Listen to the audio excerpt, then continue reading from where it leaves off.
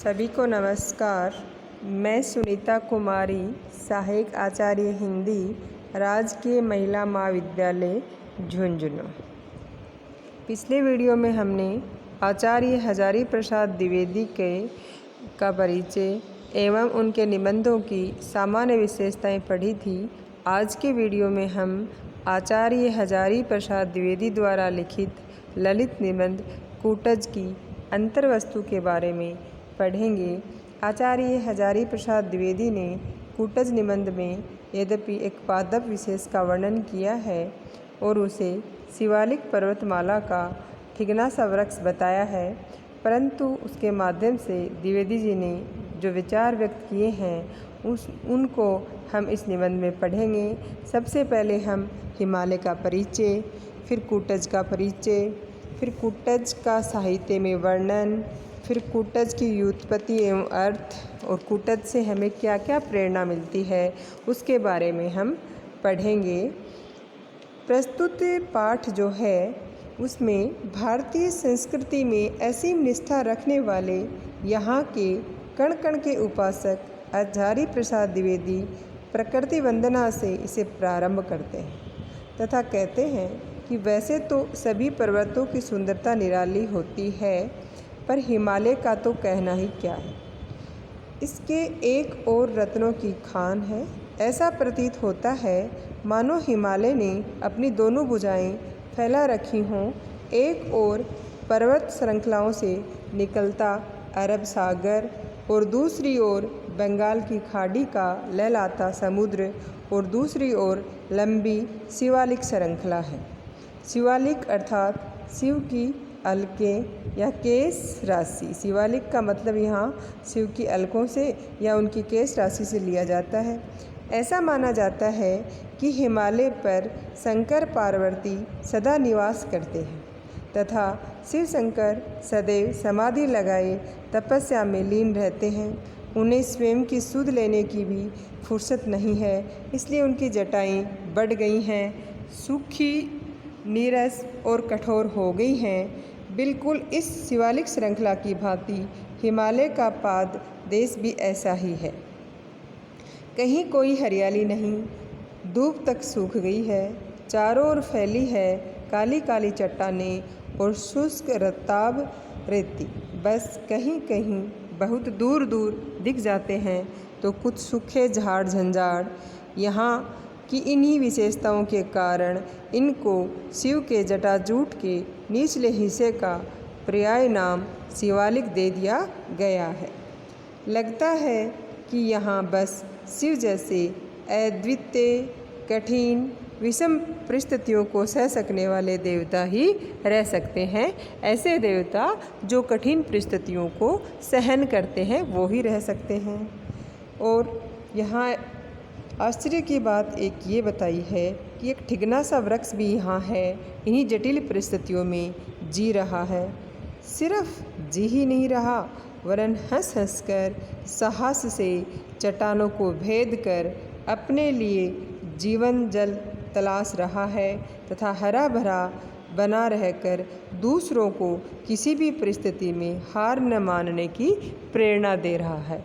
कि एक छोटा सा ठिगना सा वृक्ष जो कूटज है वो विकट परिस्थितियों में यहाँ हरा भरा है और वो सभी लोगों को यही संदेश देता है कि जीवन में चाहे कैसे भी विषम परिस्थिति आ जाए, लेकिन मनुष्य को कभी हार नहीं माननी चाहिए। तो ये जो गद्यांश है इसमें हजारी प्रसाद द्विवेदी जी हैं वो सिर्फ हिमालय पर्वत के प्राकृतिक सौंदर्य का वर्णन कर रहे हैं और शिव से उसकी तुलना कर रहे हैं। इसमें लेखक हिमालय का वर्णन करते हुए कहते हैं कि हिमालय की दक्षिण दिशा में जो पहाड़ियाँ स्थित हैं उनके एक भाग को शिवालिक कहते हैं। फिर वे सोचते हैं कि आखिर शिवालिक का अर्थ क्या है। लगता है कि शिवालिक का अभिप्राय शिव शंकर की अलकें अर्थात जटाएं, बाल हैं, क्योंकि ये वह इलाका तो है नहीं जहाँ मालगुजारी के सवा लाख मिले। हिमालय पर्वत शिव शंकर का निवास स्थान है, जहाँ शिव सदैव समाधि लगाए बैठे रहते हैं। उनका अपनी ओर कोई ध्यान नहीं है, इसी कारण उनकी जटाएं लंबी होती हुई चारों ओर छितरा गई हैं तथा सूखी, नीरस और कठोर हो गई हैं। अलकनंदा नामक नदी, जिसे शिव की अलकों से निकलने के कारण ही अलकनंदा नाम मिला है। अलकनंदा नदी का नाम शिव की अलकों से निकलने के कारण ही उसे अलकनंदा नाम मिला है। शिवालिक पर्वतमाला से बहुत दूर बहती है, पर शिव तो महान तपस्वी हैं। उनकी सामान्य ऋषि मुनियों जैसी जटाएं तो हैं नहीं, उनकी तो बहुत लंबी और घनी जटाएं हैं। यही कारण है कि वह दूर दूर तक फैल गई हैं। अभिप्राय ये है कि शिवालिक पर्वतमाला हिमालय का ही एक अंश है।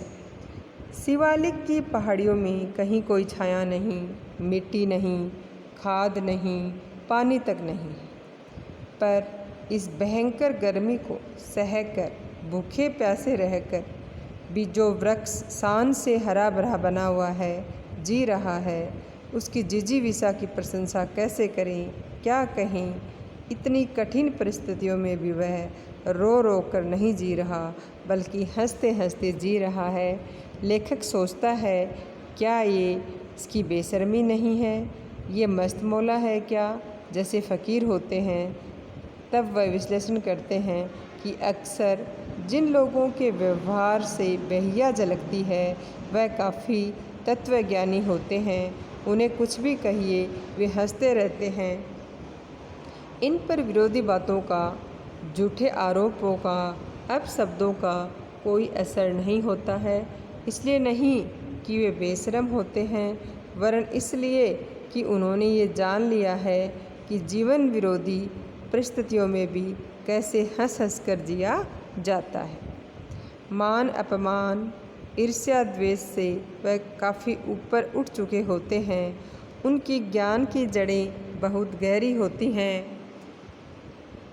संभवतः कुटज भी ऐसा ही है, तभी तो वह चारों ओर फैली चट्टानों और रेती से भी, जहाँ जल का कहीं नामो निशान नहीं होता, अपना भोजन कहीं गहरे से खींच लाता है और जीवित बना रहता है।